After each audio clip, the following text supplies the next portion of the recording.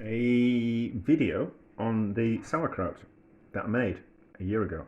So Facebook memories came up and the pictures, and it reminded me that I made the sauerkraut a year ago. So it's been in the fridge for a year. Will it still be okay? I can't see why it won't be. It's not come in any contact with any metal because I've had the plastic over it. So it should be okay. Let's have a smell. It smells alright. It smells alright. Let's have a taste. It's horrible. Well, I really shouldn't be doing this. I'm working tomorrow.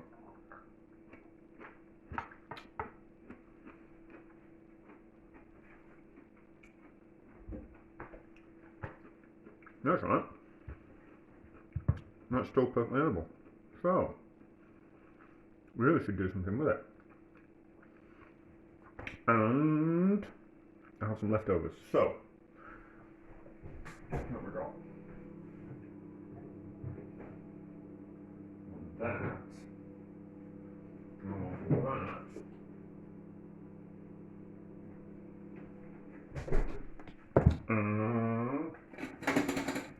That. So, we'll make Bubble and Squeak. Because I was cooking chips today, and because I poached them in the water first, the chips, some of them tend to break up a little bit. So I saved those because I kind of thought we'll do something with that. So we'll, and I've got some bacon that's almost a year old as well. So that's nice and dried out now, is that bacon. So we'll fry off the bacon. Cut the rind off, fry off the bacon, get that kind of crisp, take out the bacon, fry up some onion, and then we'll squeeze the juice out of the sauerkraut, and then we'll fry them all up together, and then we'll serve it with an egg, and I think that'll be really quite nice. And I think because we're using sauerkraut in the Bubble and Squeak, I think, and it'll have a sharpness to it, I think it will work particularly well. So I'll do some chopping, I'll do some cooking, and we'll be back when the bacon and the onion's cooked and we're frying all the stuff off. This should work, should this? Yeah, it should. It'll be a dinner from the fridge and leftovers. So it'll be a good dinner. Right, so bacon's cooked, onion I sliced and slightly sweated off, and I've broken up potatoes a little bit. We've got sauerkraut, and it's wet, and I want to get rid of some of that liquid out of it. So I don't want it to be too vinegary. So squeeze the excess liquid out of it.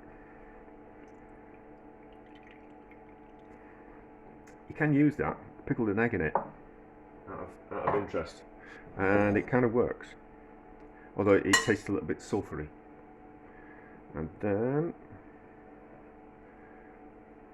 cabbage in there.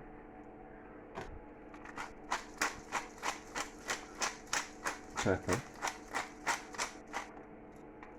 Don't think we'll need any salt.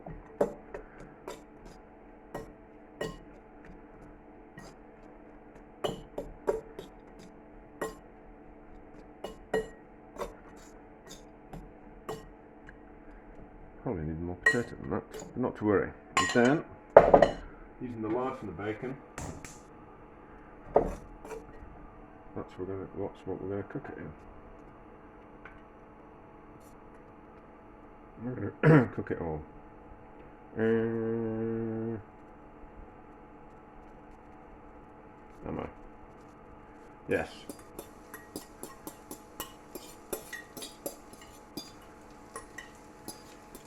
Might have to add some more fat. The potatoes are chipping potatoes. Chipping potatoes tend to soak up more fat than normal potatoes, certainly more than like a waxy potato.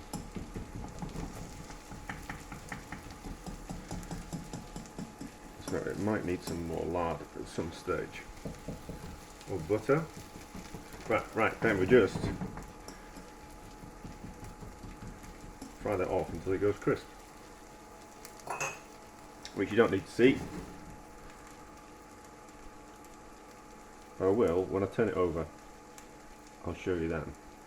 We just need to fry it so it goes crispy on the bottom, and then we'll turn it over, and it doesn't matter if it breaks up. I kind of want it to be a little bit broken up. Right, let's give it a bit of a flippy over.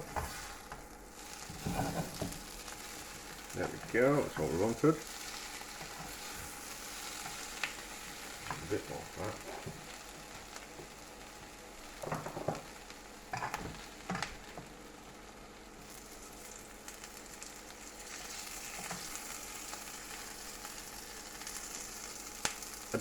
I always cook the onions.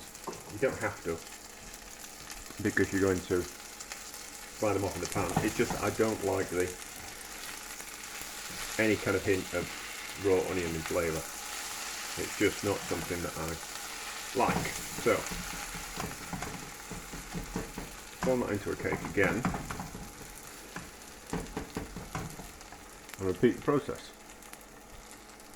Right, so I've flipped it a couple of times. So I think this will be the final time. Right, so we'll just need, I've gone a little bit too far, not to worry. So, final cook on the final side. And then we'll poach some eggs. Poaching eggs is easy. Bit of salt in the water. You'll need to bother with vinegar if they're slightly old eggs. And I'm not going to do the swirly thing, because they just get all mangled in between each other. Let's see if we've got a decent crack in the egg. This one's going to be a bugger. There we go.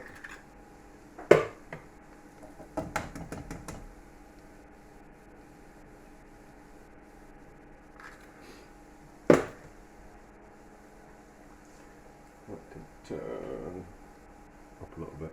Is my coffee ready? Fair enough.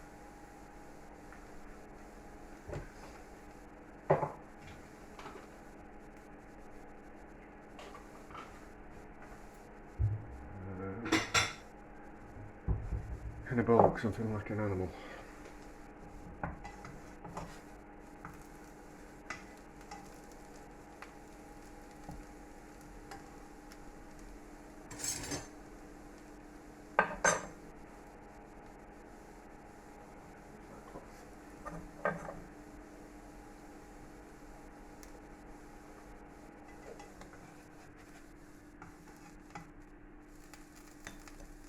Go.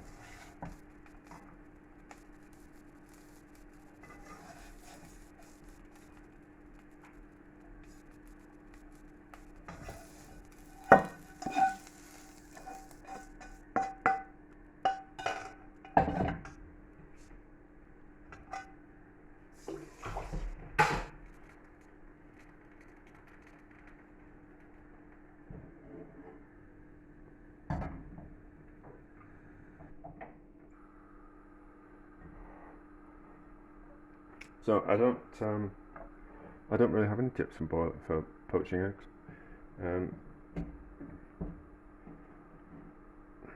If you want them really fancy, you need kind of like a deep pan of simmering water, and then you crack the eggs into it. And by the time the eggs have travelled down to the bottom of the hot water, they form that nice teardrop shape. However, I can't be bothered doing that. So just in a pan. They need to be fresh eggs. These are what? Coming up to a week old. So they've gone a little bit like ghosts in the pan, so you get all these bits there floating around in the water. That doesn't happen with a particularly fresh egg, but are they a week old? It's Wednesday today, and I bought them on Friday. So just get rid of those like that.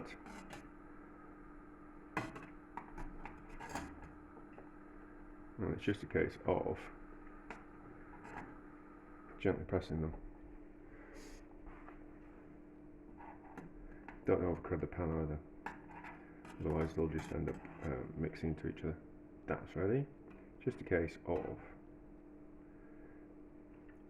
pressing the egg, so you can feel that that's still poached inside, soft poached. Now, get rid of that excess water.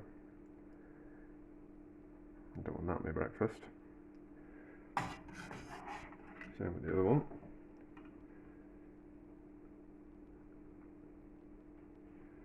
Check it again, just give it a press, that's nice. They will continue to cook, so if you're going to be,